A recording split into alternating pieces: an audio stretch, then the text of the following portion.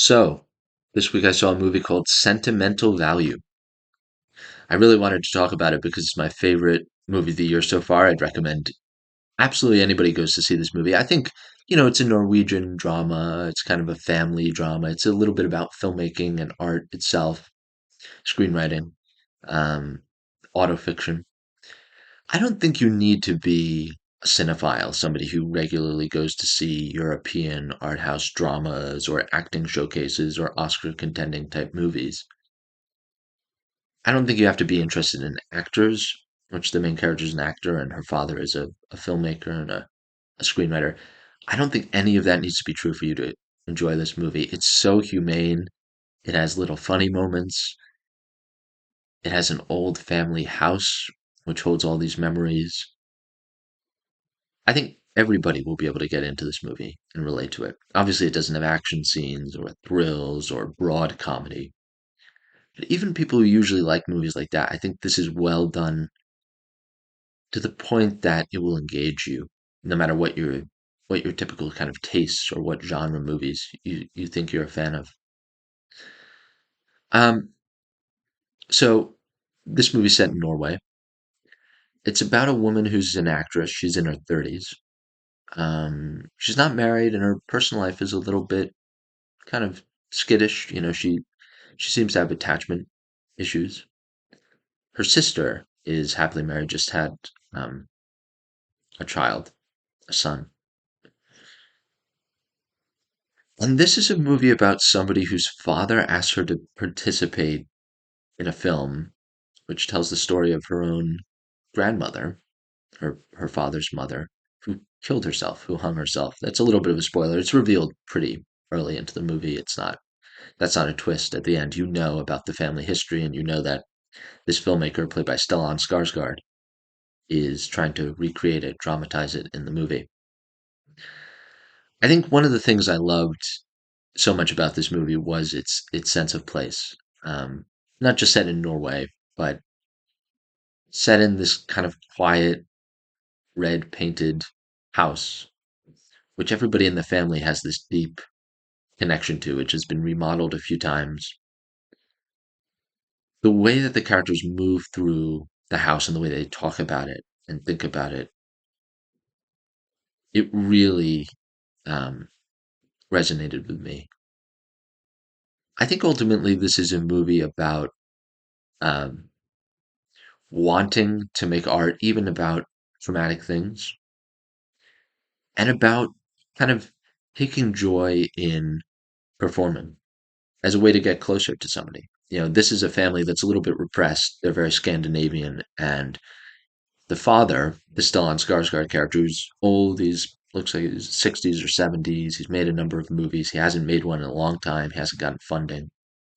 Um, he seems like somebody who doesn't talk things out, who writes them in a script, and he writes this beautiful monologue for his daughter, who's playing basically the equivalent of his mother, about life and kind of about hopelessness, but about where hopelessness comes from, which is a place of wishing to connect to people more, wishing to find meaning in everything you do throughout your day, your chores and your work and your encounters with your family and friendship and so on.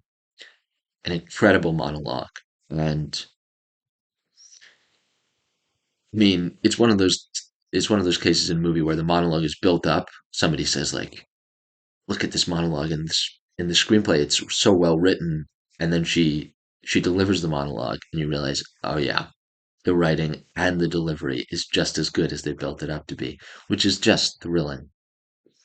So it's a movie about making movies, but I think it's more a movie about writing. It's a movie about choosing to go into the past and dramatize things that are pretty upsetting, and whether you can get others in your family to come along with you on that journey.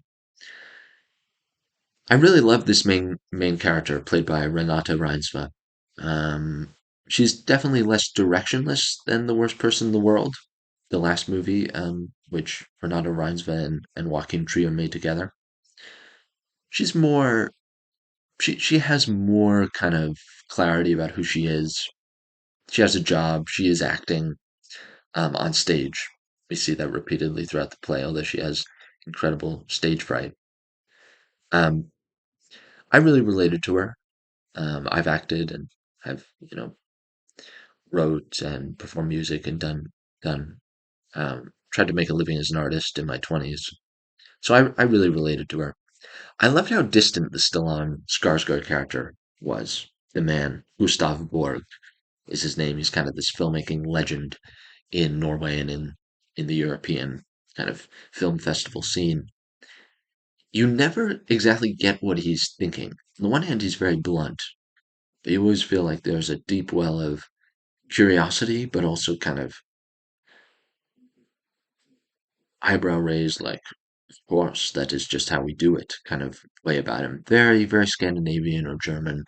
Um, he comes across as a very smart man, but somebody who doesn't, has a lot of pride and doesn't want to kind of give away what he's saying or what he wants to accomplish to others, wants to keep things quite simple, formal, even with his own family, and is a little bit crestfallen when they don't always play along with him and think what he's doing is kind of more damaging than enlightening or artistic. I love this movie. I love the cinematography. The screenwriting throughout was great. All the performances were great. I mean, the other movies I'd seen this year, which were kind of contenders for the best movies of the year, like Phoenician Scheme, the Wes Anderson movie, which I enjoyed a lot. I really disliked One Battle After Another, the P.T. Anderson movie. But, there have been some other films made by quote unquote, auteurs, dramas, and then there've been a lot of kind of blockbuster movies which people have been excited about, from F1 to Sinners to Superman, which I found very enjoyable.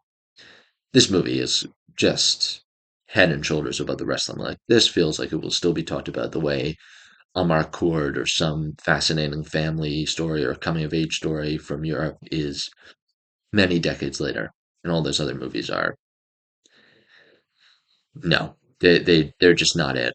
So see Sentimental Value, it's fantastic. And Joaquin Trier and Renata Reinsve are one of the best partnerships in movies, way better than DiCaprio and Scorsese. Way better. Spielberg and Hanks, way better. Um, it's a five-star movie, and definitely see it if you get the chance.